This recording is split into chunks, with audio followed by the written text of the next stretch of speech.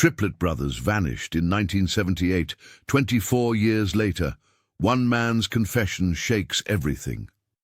The disappearance that haunted an entire generation suddenly resurfaces with a shocking revelation. What happens when a decades-old mystery unravels with 3 simple words, "I know why"? Before we begin, make sure to subscribe to the channel and comment where you're watching from. John Smith lay frail in the sterile Queen's hospital bed, his skeletal frame barely making an impression beneath the thin white sheets.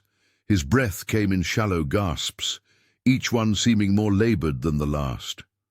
The monitors beside him beeped in steady rhythm, counting down what everyone knew were his final days. But it wasn't the cancer eating away at his body that made his eyes so haunted. It was the weight of secrets carried for 24 years. With trembling hands that seemed too weak to lift themselves, John gestured urgently to the nurse. "I need to speak to the police," he whispered, his voice cracking. "Detectives, not beat cops, homicide detectives." The urgency in his tone made the staff take notice, and within hours, 2 seasoned NYPD detectives entered his room, notebooks ready. What the dying man revealed over the next 3 hours would unravel one of America's most baffling cold cases. Between labored breaths and occasional sips of water, John spoke of a crime buried under decades of silence, a crime he had committed in the summer of 1978. 3 little boys, he confessed, tears streaming down his hollow cheeks. Identical, beautiful.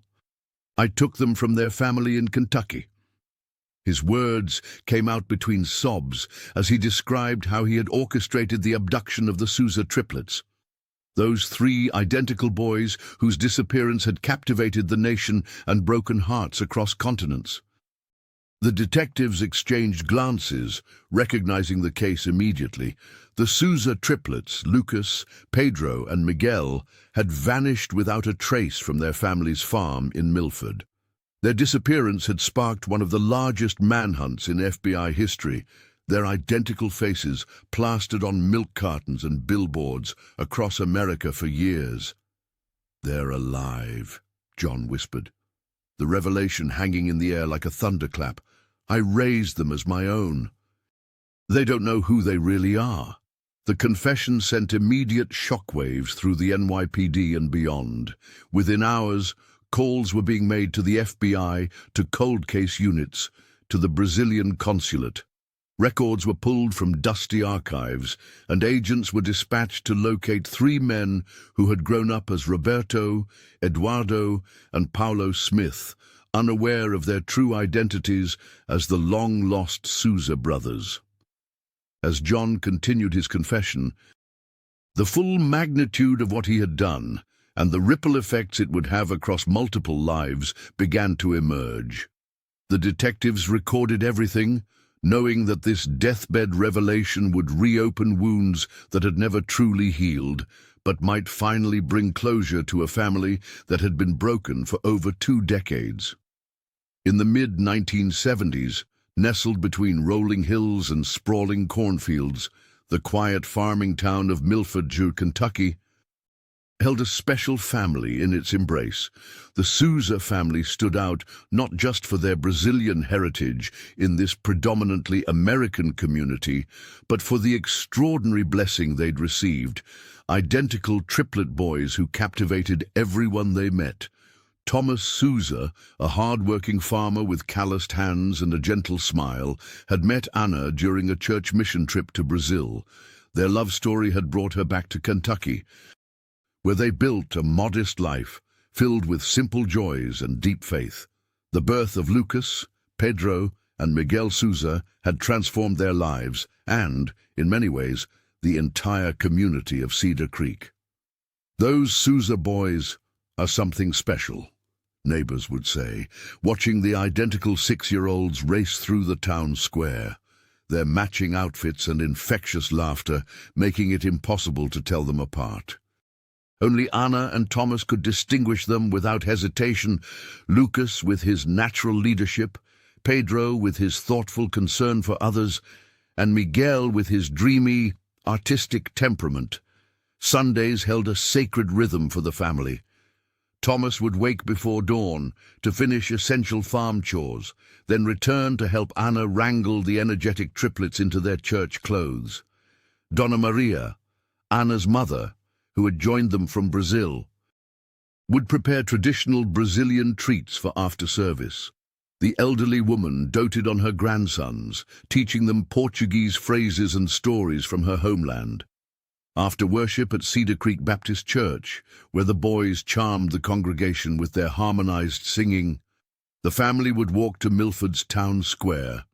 There, Thomas and Anna would treat the triplets to ice cream cones at Miller's General Store, watching as they compared flavors and shared licks of each other's treats. "They share everything," Anna would tell admiring onlookers, pride evident in her voice. "God blessed us with boys who truly understand brotherhood." Evenings in the Souza household echoed with laughter as the triplets played elaborate games of their own invention. Their modest farmhouse, though simple in its furnishings, felt rich with love and possibility. The brothers slept in a room with 3 identical beds, though they often ended up piled together by morning, their bond seemingly unbreakable. Teachers at Milford Elementary marveled at how the boys balanced their individual personalities with their profound connection. "They're never apart, but they're not afraid to be themselves," Mrs. Johnson, their first-grade teacher, often remarked. No one in peaceful Milford could have imagined that this picture of family harmony would shatter completely on a warm Sunday in July 1978, a day that would mark the beginning of a mystery that would haunt the community for decades to come. That Sunday morning began like any other in the Souza household. Anna Souza kissed her 3 identical boys goodbye, promising to return with fresh bread and their favorite sweets from the farmer's market. The triplets, Lucas, Pedro, and Miguel barely looked up from their wooden toy trucks, giggling as they raced them across the living room floor under the watchful eye of their grandmother. "Don't worry about a thing," Donna Maria Souza assured her daughter-in-law, her weathered hands already reaching for her knitting needles. "The boys and I will be fine. We might bake some cookies later." The market buzzed with Sunday shoppers. Anna took her time selecting produce, exchanging pleasantries with neighbors who inevitably asked about her remarkable sons. She lingered longer than planned, savoring these brief moments of solitude.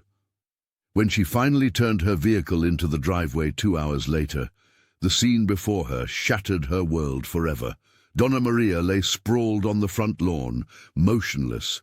Anna abandoned her shopping bags, screaming as she ran to the elderly woman's side. Blood trickled from a gash on her forehead, staining the collar of her floral dress. My! Anna cried, cradling her mother-in-law's head. Relief washed over her when the older woman's eyelids fluttered open.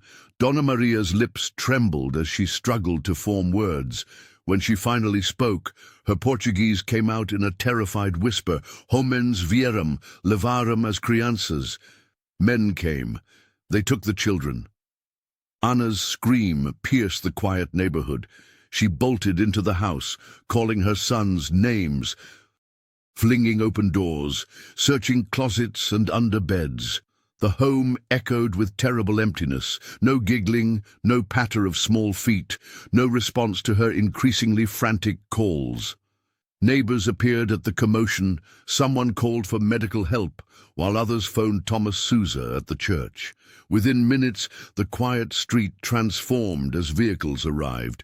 First Thomas in his pickup truck, then police cruisers with flashing lights. By nightfall, the entire town of Milford had mobilized. Farmers abandoned their fields, shopkeepers closed early, and church congregations formed search parties that combed through cornfields and wooded areas, flashlights cutting through the darkness as they called out for Lucas, Pedro, and Miguel. Inside the Souza home, Anna clutched 3 small shirts to her chest while Thomas paced the floor. Donna Maria, despite her injuries, repeated her account to stone-faced officers. 3 men, speaking English with strange accents, had forced their way in. She had tried to protect the boys, but was struck down before she could reach the telephone. As midnight approached, the terrible reality settled over the farmhouse. The triplets of Milford had vanished without a trace. The disappearance of the Souza triplets dominated Brazilian headlines for months. Television crews camped outside the family's modest farmhouse, while newspapers printed the boys' photos on front pages nationwide. The case of 3 identical children vanishing simultaneously captured the public's imagination in ways few crimes had before. Federal investigators arrived in Milford within hours of the report. They combed through the property, interviewing neighbors and collecting evidence from the scene where Dona Maria had been attacked. The elderly woman's testimony about strange men speaking Portuguese provided the first crucial lead, suggesting the kidnapping might have international connections. Thomas and Ana Souza appeared on national television, their faces etched with desperation as they pleaded for their sons.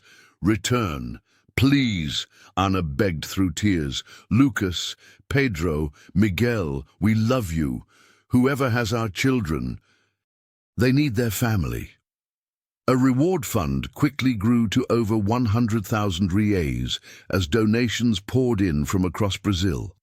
DNA samples were collected from toys, hairbrushes, and clothing. Investigators created age progression images showing how the identical boys might look as they grew older. Every potential sighting triggered immediate response teams, but each lead eventually dissolved into disappointment. 6 months after the abduction, authorities tracked a suspect to Rio de Janeiro, only to discover they'd followed a false trail. The crushing letdown seemed to break something fundamental in the Souza household. Thomas began working longer hours in the fields, avoiding the empty bedroom with 3 small beds. Ana spent days sitting in the boys' room, clutching their favorite storybook, refusing meals. By the 2nd anniversary of the disappearance, the couple barely spoke. Their shared grief had transformed into separate, impenetrable islands of pain. Thomas moved into the barn, and eventually, after 5 years of hollow existence under the same roof, he left for a cousin's home in São Paulo. The farmhouse that once echoed with childish laughter grew silent and somber. Ana remained, tending to the property with mechanical precision, lighting 3 candles every night before a shrine of photographs. Dona Maria, who never fully recovered from the trauma, passed away 4 years after the abduction, taking her detailed memories of the kidnappers to her grave. As decades passed, the case file gathered dust.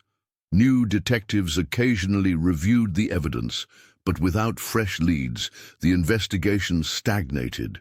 The Souza triplets became a cautionary tale, a mystery discussed in true crime circles, while their parents lived in the purgatory of not knowing, unable to grieve properly, unable to heal, unable to move forward. In that Queen's hospital room, the air hung heavy with decades of secrets. John Smith, his once robust frame now withered against the stark white sheets, motioned for the detectives to come closer. The machines monitoring his failing heart beeped steadily as he began to speak, his voice barely above a whisper. "I paid $300,000, he confessed, tears welling in his rheumy eyes. Cash, in a briefcase, handed to a man I only knew as the broker." The detectives exchanged glances as John described how, after his wife's death had left him drowning in grief, he'd made contact with an underground network that specialized in private adoptions. The elderly man explained how he'd been promised 3 newborns, but instead received 3 identical 4-year-old boys who spoke Portuguese and cried for their mother. "I knew something was wrong," he admitted. But I was so desperate for a family that I convinced myself they needed me more than whoever had lost them. He described raising the boys in a brownstone in Brooklyn, renaming them Roberto, Eduardo, and Paulo Smith. John had fabricated a story about their mother dying in childbirth, homeschooled them initially to prevent questions, and gradually integrated them into American life. I taught them English, enrolled them in different schools to minimize comparisons, and told everyone they were fraternal, not identical. The former businessman recounted how he'd destroyed all evidence of their past, including the few Portuguese words they remembered. I convinced them their memories were just dreams, he said, his voice breaking with remorse. I loved those boys with everything I had, but I stole their truth from them. As John spoke, Detective Ramirez took careful notes while her partner made urgent calls. The confession was connecting directly to the infamous Sousa triplets case, 3 identical boys who had vanished from their grandmother's care in Kentucky decades earlier. They grew into good men, John whispered. Roberto became a lawyer, Eduardo a doctor. Paulo creates the most beautiful paintings you've ever seen. His weathered hand clutched at the hospital blanket. But they deserve to know who they really are. They deserve to know about Thomas and Ana Sousa. The detectives watched as the dying man pulled a worn photograph from beneath his pillow. 3 smiling young men at their college graduation, unaware of the truth about their past. "Tell them I'm sorry," John pleaded, "and tell them I loved them, even if I had no right to." Outside the hospital room, the wheels of justice began turning again after 24 years of silence. Roberto, Eduardo, and Paulo Smith had grown up believing they were fraternal brothers, sharing a home and father but not identical genes. Their bond was strong despite their different interests and temperaments. Throughout their childhood in Brooklyn, John Smith had raised them with love, albeit under a shroud of secrecy about their origins. Roberto, the eldest by minutes according to their falsified birth certificates, had always felt drawn to justice. His analytical mind and unwavering determination led him to law school, where he excelled in family and criminal law. Eduardo chose medicine, his gentle hands and compassionate heart making him beloved among patients suffering from trauma. Paulo, the quietest of the 3, expressed himself through art, his canvases revealing depths of emotion he rarely verbalized. They had built separate lives, connected by Sunday dinners at their father's apartment and holiday gatherings. None suspected the weight of deception that had shaped their existence. When detectives arrived at their respective workplaces, Roberto at his law firm, Eduardo at the hospital, and Paulo in his studio, each brother received the same request for DNA samples. The explanation was vague, a connection to a cold case their father had mentioned in his hospital confession. 2 weeks later, sitting together in a sterile conference room at the police station, the brothers listened in stunned silence as their entire identity unraveled. The DNA results were conclusive. They weren't fraternal brothers. They were identical triplets, perfect matches to each other and to the genetic profiles of Thomas and Ana Sousa's missing sons. "This can't be right," Eduardo whispered, the doctor in him desperately searching for a scientific explanation that could undo this revelation. Roberto paced the room, his legal mind already calculating the implications. "He lied to us our entire lives," he said, voice thick with betrayal. Paulo sat motionless, tears streaming down his face. "Who am I then?" he asked. "If I'm not Paulo Smith, who am I supposed to be?" The truth crashed through their carefully constructed lives like a wrecking ball. They were Lucas, Pedro, and Miguel Sousa, children stolen, not adopted, victims, not beloved sons, their achievements, their personalities. Even their names suddenly felt like elaborate fabrications. In the days that followed, anger gave way to confusion, then to a profound identity crisis. The brothers clung to each other, the only constant in their suddenly uncertain world. They faced an impossible question. How could they reconcile the father they loved with the criminal who had stolen them from their true family? The authorities contacted Thomas and Anna Souza with trembling voices, hardly able to contain the news. After 24 years of emptiness, the couple who had once shared everything, including their unbearable grief, found themselves traveling separately to New York, their hearts racing with equal parts hope and terror. The Manhattan hotel suite felt too formal, too sterile for such a profound moment. Anna arrived first, her hands fidgeting with her purse strap as she paced the plush carpet.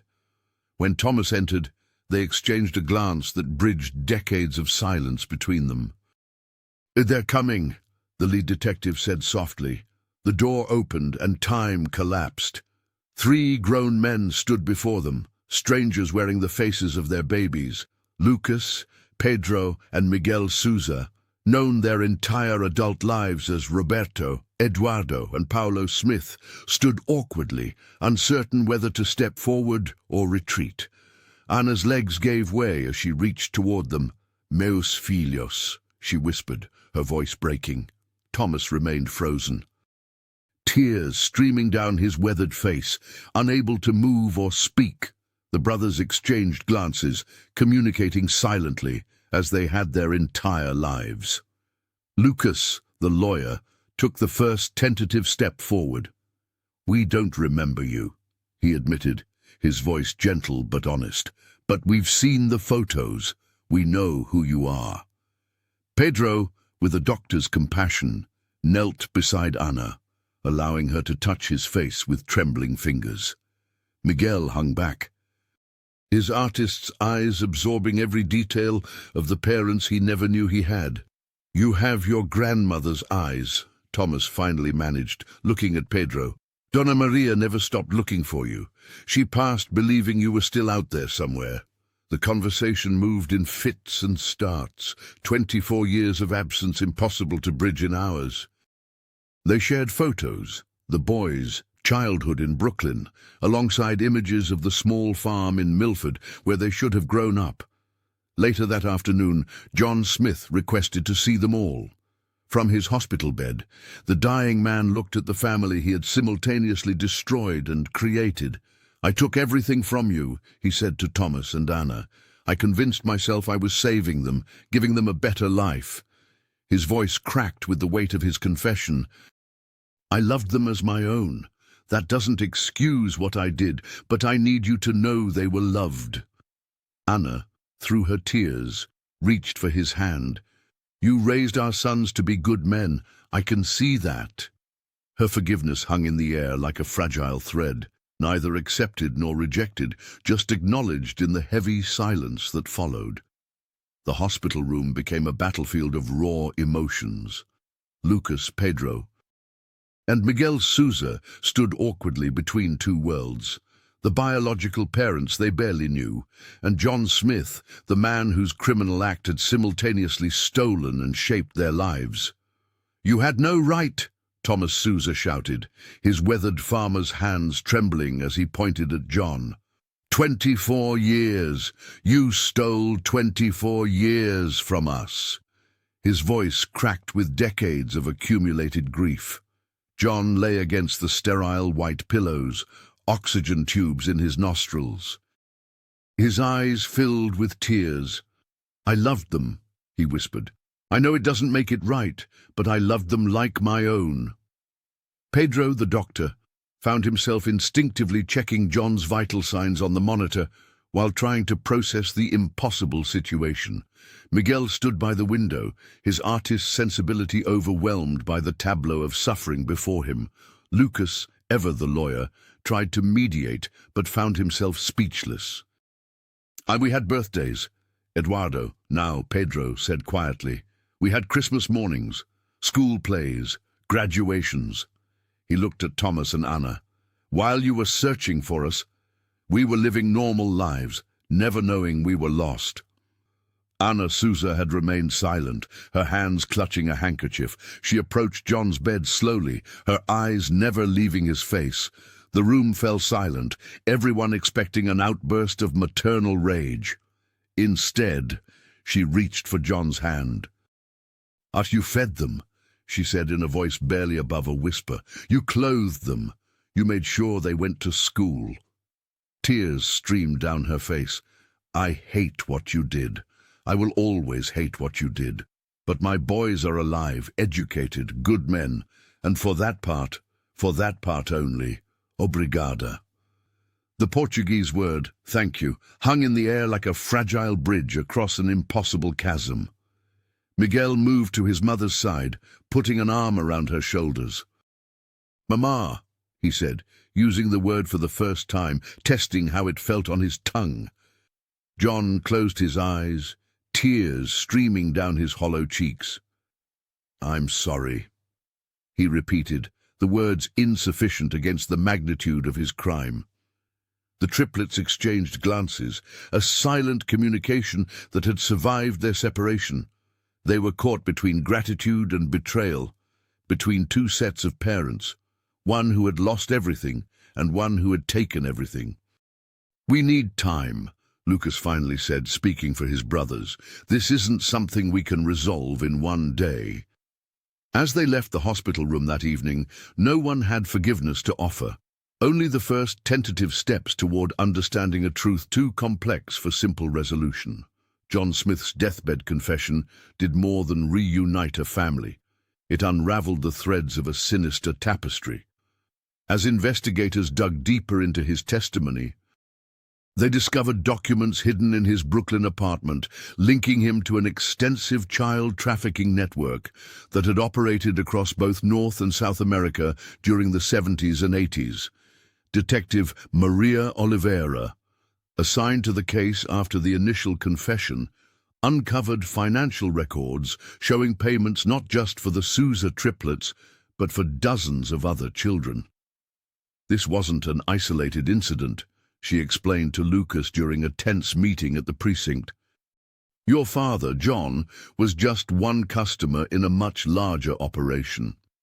The network had specifically targeted rural communities in Brazil, where record-keeping was sometimes inconsistent, and local authorities lacked resources.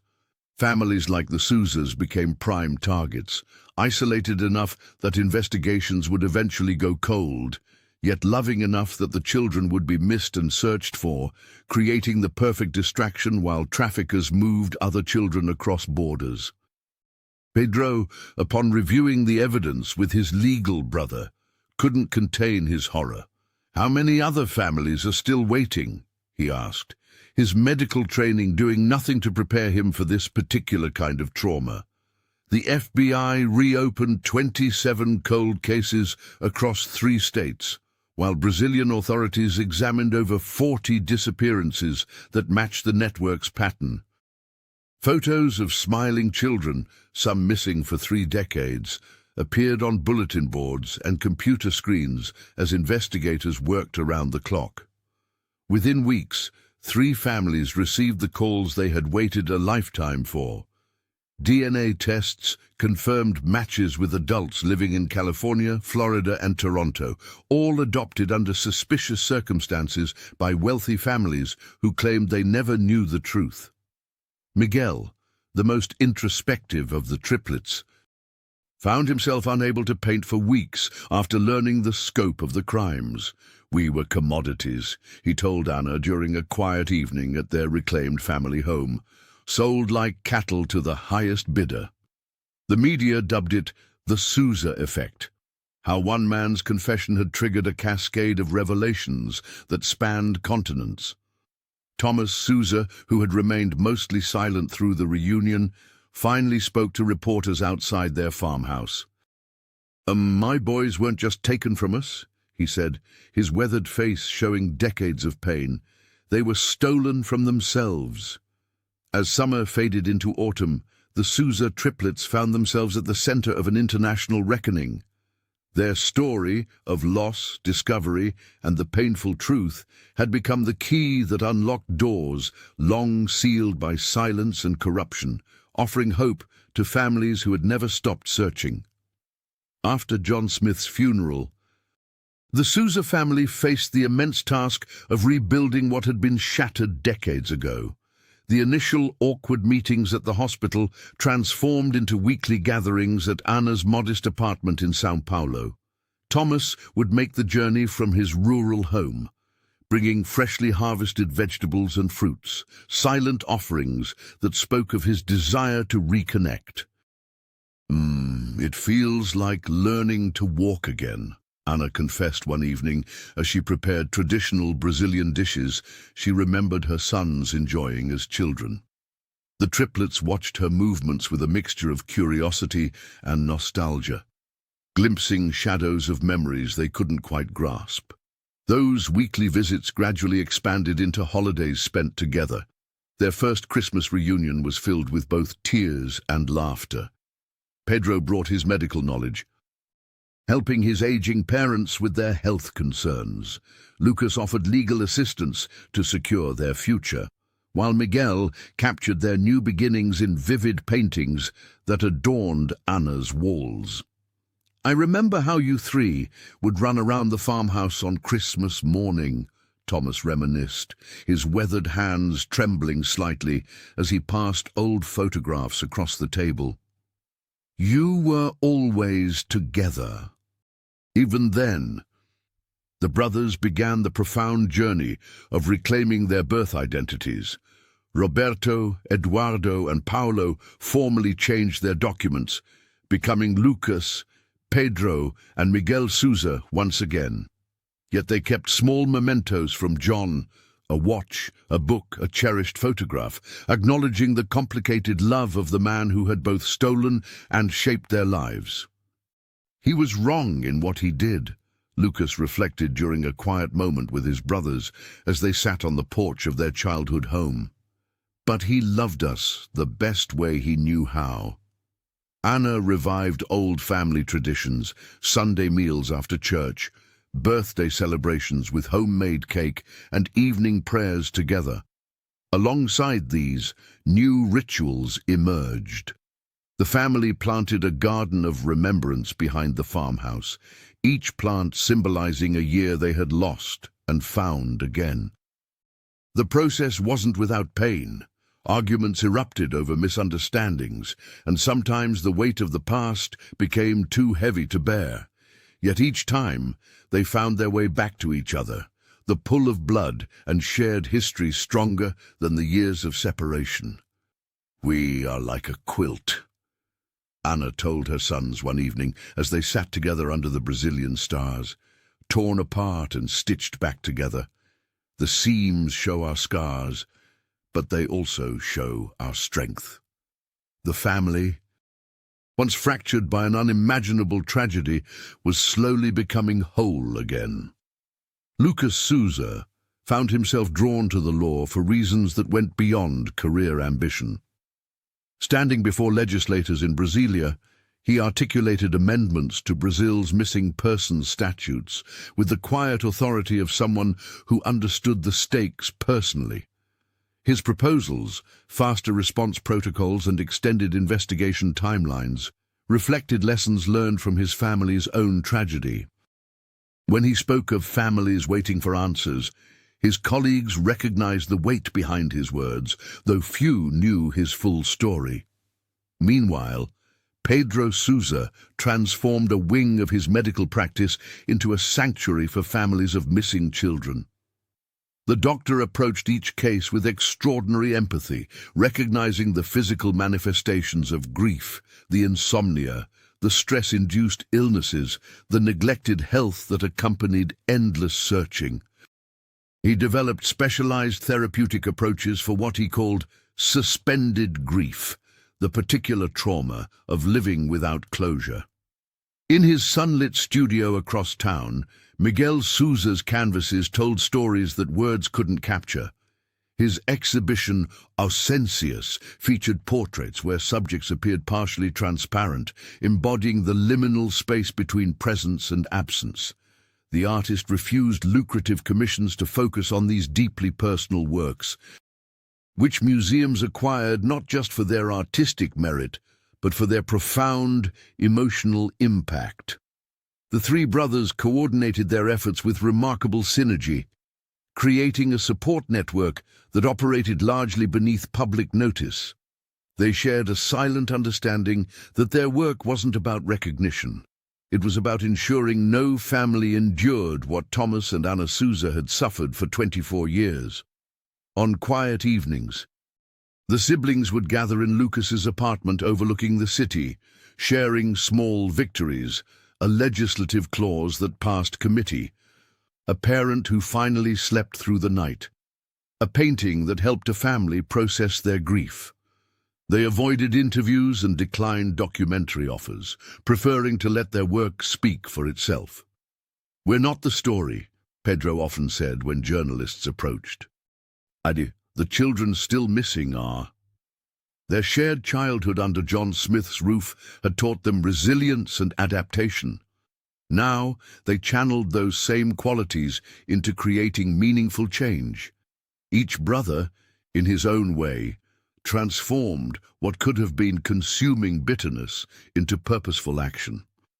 When Lucas occasionally encountered families reunited through his legal reforms, or when Pedro witnessed healing in his patients, or when Miguel received letters from those who found solace in his art, the brothers recognized these moments as quiet redemption, not just for the pain their family had endured, but for the man who had both wronged and raised them.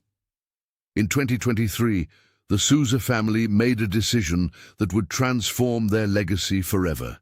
The old farmhouse in rural Brazil, once a symbol of their shattered past, was renovated and reopened as Casa da Esperança, House of Hope. What had been a home haunted by absence became a sanctuary for families living through the nightmare of missing loved ones. Lucas Souza oversaw the legal aspects of establishing the shelter, ensuring every family received proper support, navigating the complex systems of law enforcement and social services. His brother Pedro created a free medical clinic in the East Wing, where he offered both physical care and psychological counseling to those traumatized by uncertainty. In the converted barn, Miguel's art studio welcomed children and adults alike, providing a space where pain could be transformed into expression. "We understand what it means to live in that terrible limbo," Pedro explained to visitors, his voice gentle yet firm. "Not knowing is its own special kind of torture." Every July 23rd, the anniversary of the Triplets' disappearance, the property filled with hundreds of people. Families from across Brazil arrived, carrying photographs and stories, finding solace in shared experience.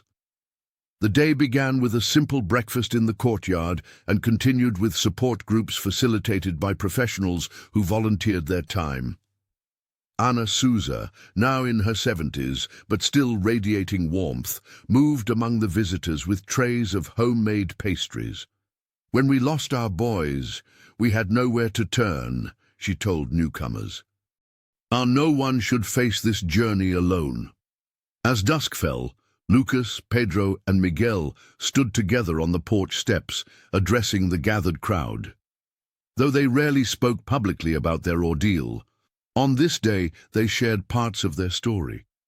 Not to relive the trauma, but to offer living proof that even the most desperate situations could find resolution. "We cannot promise miracles," Lucas would say, his lawyer's precision softened by compassion. But we can promise that you will never be forgotten here." Families departed with resource packets, emergency contact information, and something far more precious, a renewed sense of possibility. For those still searching, the Souza brothers represented what many had stopped believing in, the chance that somewhere, somehow, reunion remained possible. The Casa quickly became known throughout the region as a place where hope refused to die. And for Lucas, Pedro, and Miguel, it represented the most meaningful response to their own fractured history, transforming personal tragedy into a beacon of light for others still lost in darkness. As the seasons changed in the Brazilian countryside, Lucas, Pedro, and Miguel Souza found themselves growing closer in ways they never imagined possible. The bond that had been severed in childhood blossomed with unexpected strength, as if their shared DNA carried memories their conscious minds had forgotten. On weekend evenings, the three brothers would gather on the wide veranda of the old farmhouse, sharing stories under star-filled skies. "I used to dream about two boys who looked just like me," Pedro confessed one night, the flickering lantern light dancing across his face. "I never understood why until now." Lucas nodded, swirling his coffee thoughtfully. "I had this recurring feeling something was missing. John." He paused. Still navigating the complexity of referring to the man who had both stolen and raised them, he noticed how I would always set extra places at the table. The doctor smiled at this revelation, recognizing in it the same inexplicable longing he had carried. Miguel, usually the quietest of the three, often expressed through his paintings what words couldn't capture. Canvases filled with three identical figures, sometimes separated by shadows, now increasingly bathed in light. Thomas and Anna Souza found their own measure of healing in these gatherings. Anna would watch from the kitchen window, tears of gratitude replacing decades of sorrow as she observed her sons laughing together. The maternal instinct that had never dimmed now flourished as she learned each man's preferences. Lucas's fondness for pão de queijo, Pedro's preference for strong coffee, Miguel's love of sunset views. "They were always like this," Thomas told her one evening, his weathered hand covering hers. Even as babies, Miguel would cry if separated from the others. The family created new traditions that honored both their reunion and the years apart. On birthdays, they would release paper lanterns into the night sky, one for each year lost and one for each year together. During harvest festivals in their small Brazilian town, the triplets would help their father in the fields, making up for lost time through shared labor and conversation. "Would we carry two lives within us?" Lucas once remarked during a family dinner. "The one we lived and the one we were meant to live." Pedro raised his glass. "To finding our way back?" "To second chances," Miguel added softly. Their mother smiled through tears as Thomas squeezed her hand under the table. The family that had been fractured by tragedy now sat complete, their table finally holding everyone it was meant to. They had learned to move forward together, their shared history, both painful and redemptive, becoming the foundation for a future none of them had dared to imagine possible. The confession of John Smith had triggered a cascade of investigations that spread across multiple states. Within 3 months, federal agents had uncovered a sophisticated child trafficking network that had operated with impunity throughout the 70s and early 80s. 17 arrests followed in rapid succession, including 3 former government officials who had facilitated falsified adoption papers. "We've been chasing ghosts for decades," admitted Special Agent Mariana Torres during a press conference. The courage of Lucas, Pedro, and Miguel Souza to come forward with their story broke open cases we'd long considered unsolvable. The brothers had reluctantly provided DNA samples and testimonies, their shared determination to prevent other families from experiencing similar trauma, overcoming their desire for privacy. Pedro, drawing on his medical expertise, had even consulted with investigators on identifying trauma markers in other recovered victims. Law enforcement officials credited John's deathbed confession as the critical turning point. His detailed records, meticulously kept in a safety deposit box in Brooklyn, provided names, dates, and transaction amounts that prosecutors called the smoking gun we've been searching for since the Reagan administration. The ripple effects extended far beyond the American justice system. In Brazil, where the Souza family had established their new life, 5 more families discovered children they had long believed dead had actually been trafficked. Two emotional reunions took place at the Casa da Esperanza, with Lucas serving as translator and emotional support. Dune, what happened to us created a language for other families to express their suspicions, Miguel explained during a rare interview, his artist's hands restless as he spoke. Sometimes people need to see possibility before they can voice their own truth. The brothers maintained a careful distance from the media frenzy, focusing instead on the practical work of supporting investigations. Lucas reviewed legal documents, Pedro counseled recovering families, and Miguel documented the reunions through powerful, privacy-protecting artwork that later hung in courthouses across two countries. Thomas and Ana Souza watched with quiet pride as their sons transformed decades of pain into purpose. "They are healing more than just our family," Ana confided to a close friend. "They are healing wounds that stretch across oceans." As the network unraveled further, investigators discovered connections to similar operations in 3 other countries. The international cooperation that followed became known informally as the Souza Protocol among law enforcement, a methodology for investigating historical trafficking cases that prioritized family reunification alongside justice. For the brothers, the most meaningful outcome wasn't the arrests or headlines, but the letters that arrived daily at their shelter. Messages of gratitude from families finding their way back to each other after impossible separations. Lucas Souza often found himself wandering through the corridors of the old farmhouse at dawn when the first light filtered through the curtains.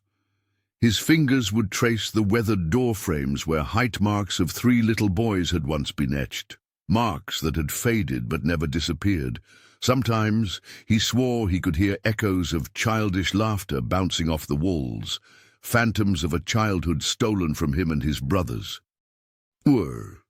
"This room needs more color," he told Pedro one morning, standing in what had once been their shared bedroom. The doctor nodded, understanding without words. Within days, Miguel's vibrant paintings began appearing throughout the house, landscapes of Milford, portraits of Donna Maria with her kind eyes, and abstract pieces that somehow captured the essence of their fractured journey.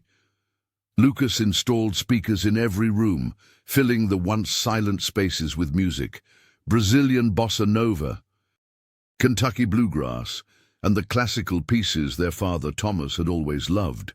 "Sound pushes out the ghosts," he explained to Anna when she visited from her small apartment in town. His mother smiled, tears gathering in her eyes as she watched her son reclaim spaces that grief had once rendered uninhabitable. Every June, as summer blanketed the countryside, the Souza family transformed Casa da Esperanza into a sanctuary for families touched by similar tragedies. People arrived from across Brazil and sometimes beyond, carrying stories of loss and reunion. The farmhouse grounds became a tapestry of shared experiences, children playing where the triplets once had, parents exchanging quiet conversations on the porch where Thomas and Anna had once waited for news that never came. "Your brother has a gift for healing places," an elderly woman told Pedro as they watched Lucas leading a group tour through the property. "He sees the scars but focuses on the beauty that remains." Miguel, always the most introspective of the 3, created a mural on the barn wall, 3 saplings growing from a single root system, their branches reaching toward a sky filled with lanterns. Visitors often stood before it in silence, finding their own stories reflected in the imagery. The Souza legacy, once defined by an unthinkable loss, gradually transformed into something unexpected, a testament to resilience and second chances. Local schools began bringing students to learn about the family's journey, and the brothers took turns sharing age-appropriate versions of their story. "We don't just remember what was taken," Lucas would tell them, standing in the yard where his grandmother had fallen trying to protect 3 little boys. "We celebrate what was found, what was rebuilt, and what continues to grow." Despite the healing that had taken place over the years, each of the Souza brothers carried private struggles that haunted them in different ways. Lucas Souza often woke in the middle of the night, drenched in sweat, fragments of dreams lingering, memories that weren't quite memories, but echoes of what might have been. He would sit on his balcony, staring at the Brazilian countryside, wondering about the life that had been stolen from him. Pedro found himself battling waves of guilt whenever he treated young patients. The doctor's hands would sometimes tremble as he examined children the same age he'd been when taken. "I survived," he once confessed to his brothers during a late-night conversation at the farmhouse. But how many others didn't? How many families never got their miracle? Miguel's struggle manifested in his art, canvases filled with shadowy figures and fractured identities. The painter would sometimes lose himself for days in his studio, emerging exhausted but somehow lighter, as though each brushstroke helped excise a splinter of pain. Yet they refused to let these struggles define them. When Lucas spiraled into what-ifs, Pedro would arrive at his door with coffee and quiet understanding. When Pedro's guilt threatened to overwhelm him, Miguel would take him to the local park, pointing out the beauty in ordinary moments. And when Miguel disappeared into his darkness, his brothers would simply sit in his studio, their presence a silent anchor. "We carry 2 lifetimes within us," Lucas once said during a family gathering at the Casa da Esperança, "and both are equally real." This philosophy extended to how they honored their parents, all of them. They celebrated Thomas and Anna's birthdays with traditional Brazilian dishes that Anna taught them to prepare, recreating Sunday traditions that had been interrupted decades before. The aroma of her feijoada filling the kitchen became a ritual of reclamation. But they also kept a framed photograph of John Smith in the farmhouse. Despite the enormity of his crime, they acknowledged the complicated truth. He had loved them, raised them, shaped them into the men they became. "Forgiveness doesn't mean forgetting," Pedro explained to a group of families at the shelter one evening. "It means finding a way forward that honors every part of your journey." This understanding, that love could be flawed yet genuine, that redemption could emerge from terrible mistakes, became the foundation upon which they rebuilt their lives. Together, they created a new definition of family, one expansive enough to hold both their grief and their gratitude, their loss and their second chance. As the years passed, Lucas Souza found love with Mariana, a social worker he met during a conference on child advocacy. Pedro Souza married Elena, a fellow doctor who specialized in pediatric trauma. Miguel Souza, the introspective artist, connected with Gabriela, a gallery curator who had been moved to tears by his exhibition on family separation. Each brother approached fatherhood with a mixture of joy and trepidation. When Lucas held his firstborn daughter in his arms, memories of his own fractured childhood washed over him. "Abdel, I promise you'll always know who you are," he whispered to the sleeping infant. The weight of this vow was understood by his brothers, who made similar pledges to their own children. The cousins grew up knowing their family's extraordinary story, told in age-appropriate ways as they matured. During summer gatherings at the renovated farmhouse in Brazil, the children would sit wide-eyed as their grandmother Anna shared stories of the triplets' early years, the matching outfits she'd sewn, their first words, and the special connection they'd shared even as toddlers. "Your fathers were stolen from us," Anna would explain, her voice steady despite the pain. "But they found their way back home. Sometimes life takes what's precious, but love can restore what was lost." Thomas Souza, once broken by grief, became a devoted grandfather who taught the children to tend the land and respect their heritage. The elderly man would often sit on the porch, watching his grandchildren play in the same fields where his sons had once laughed. During one particularly meaningful evening, Pedro's 10-year-old son asked why they didn't hate the man who had taken their fathers away. "John Smith did something terrible," Pedro explained, choosing his words carefully.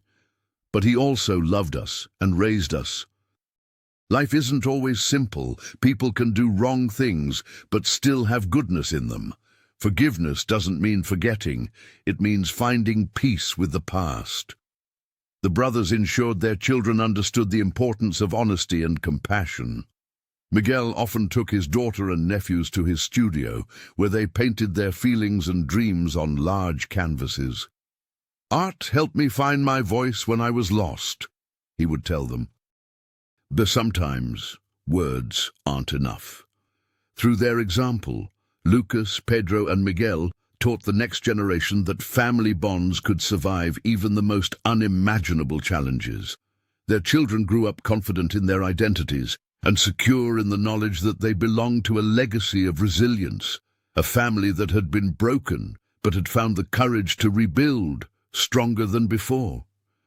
The Casa da Esperança had grown from a humble farmhouse into a beacon of hope across Brazil. What began as the Souza family's personal healing journey had inspired similar shelters in Rio, São Paulo, and a dozen other cities. The modest structure, with its weathered wooden beams and wraparound porch, stood as a testament to resilience in the face of unimaginable loss. Lucas Souza occasionally fielded calls from journalists wanting to revisit their story. The lawyer would politely decline most requests, preferring to focus on the work rather than the spotlight. His brothers shared this sentiment. Pedro had established a free clinic on the property where he treated trauma survivors, while Miguel's artwork adorned the walls, haunting portraits that captured both pain and healing. "We don't need our faces on television," Pedro once told a persistent reporter. "The families we help need privacy, not publicity." The doctor understood better than most how media attention could re-traumatize those still processing their grief. What truly sustained the brothers were the letters that arrived almost daily. They kept them in handcrafted boxes on a shelf in the main hall, hundreds of envelopes containing stories of reunions made possible through their advocacy work. Each morning, Miguel would select one to read aloud during breakfast, a ritual that reminded them why they continued despite the emotional toll. One such letter came from a mother in Recife who had found her daughter after 15 years of searching. "Your foundation gave me resources when authorities had given up," she wrote. "When I held my child again, I felt your family's spirit with us." The triplets had established a network that connected law enforcement across South America, funded DNA testing for families with limited means, and provided legal assistance to navigate the complex aftermath of reunification. Their work had directly contributed to resolving 78 missing persons cases. Ana Souza, now in her 70s, still lived in a cottage on the property. The matriarch spent her days counseling parents, her gentle wisdom shaped by decades of both loss and gratitude. Thomas visited regularly, having found purpose in maintaining the grounds and organizing the annual remembrance ceremony. "Our tragedy wasn't unique," Lucas often reminded the volunteers who came to help. "What makes our story matter is that we refuse to let it end with our pain." He kept a framed photo of John Smith in his office, not to honor the man who stole their childhood, but to remember that redemption could begin with a single truth, however delayed. In quiet moments, the brothers would sometimes sit on the porch, watching the sunset over the Brazilian countryside, knowing their journey had transformed countless lives across the nation. The evening sky over the Souza family farm glowed with hundreds of paper lanterns, each flame a beacon against the darkness. 25 years had passed since Lucas, Pedro, and Miguel Souza had been reunited with their birth parents, and the anniversary gathering had drawn people from every corner of Brazil. The Casa da Esperanza stood illuminated against the twilight, its windows warm with light, its doors open to all who carried the weight of missing loved ones. Lucas Souza moved through the crowd, shaking hands and offering quiet words of encouragement. The lawyer had organized this annual ceremony, turning private pain into public healing. Nearby, his brother Pedro spoke softly with a couple whose daughter had disappeared 3 years earlier. The doctor's gentle presence offered more comfort than his medical expertise ever could in moments like these. "It's time," Miguel announced, his artist's hands holding 3 unlit lanterns. The once shy painter had found his voice through years of advocacy, though he still expressed himself most eloquently through his canvases that lined the shelter's walls.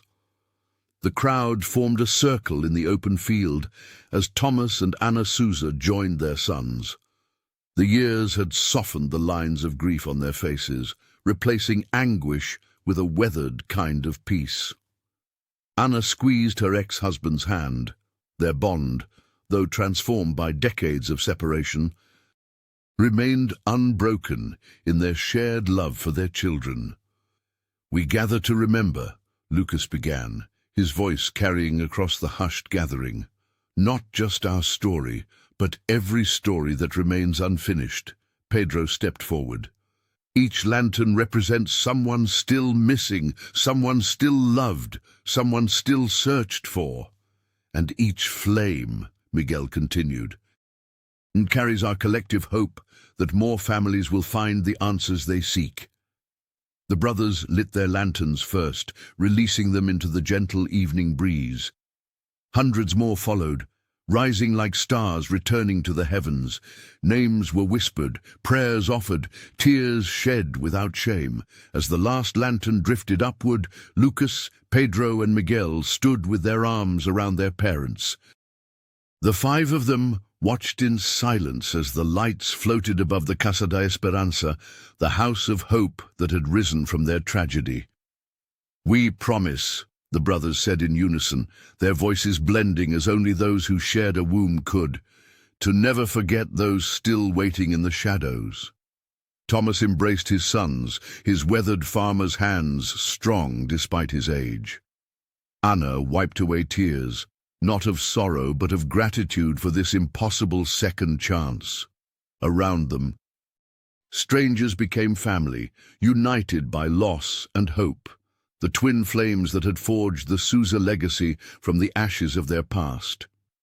The story of Lucas, Pedro, and Miguel Souza transcended the boundaries of tragedy to become a testament to the resilience of the human spirit. What began in the quiet farmlands of Kentucky and continued through decades of separation had transformed into something profound in the heart of Brazil. The 3 brothers, once at the center of a national heartbreak, now stood as living symbols of endurance against impossible odds. On warm summer evenings, the brothers often gathered on the porch of Casa da Esperanza, watching fireflies dance across the fields where they should have grown up together. Lucas, the lawyer whose determination had changed legislation protecting children, would often share stories of families reunited through their foundation. Pedro, with the gentle hands of a healer, had created a network of doctors providing free care to traumatized children. And Miguel's paintings now hung in galleries across South America, each canvas telling stories of separation and reunion that words could never fully capture. Their parents, Thomas and Ana, found peace in their twilight years.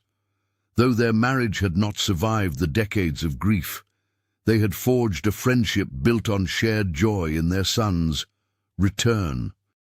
Ona often said that forgiveness had been her greatest challenge and greatest gift, not just forgiving John Smith, but forgiving herself for the moments she had almost given up hope. "We are not defined by what was taken from us," Lucas told a group of families at their annual gathering. "We are defined by what we choose to build from the ashes." The Casa da Esperanza had become more than a shelter. It was a beacon of possibility, Families from across Brazil and beyond came seeking guidance, comfort, and sometimes just the reassurance that miracles could happen. The brothers never turned anyone away. In the garden behind the main house, a memorial stood with the names of children still missing. Each year, the list grew shorter as more families found answers, some joyful, some heartbreaking, but all offering the closure that the Sousas had been blessed to receive. As twilight settled over the Brazilian countryside, the three brothers, once Roberto, Eduardo, and Paulo, stood shoulder to shoulder, their identical features softened by time, but still unmistakably connected.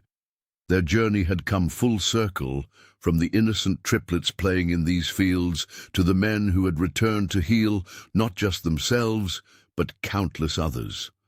And so, in the quiet moments between public advocacy and private remembrance, the Sousa legacy continued to unfold, a testament to how love, even when fractured by tragedy, could find its way home again.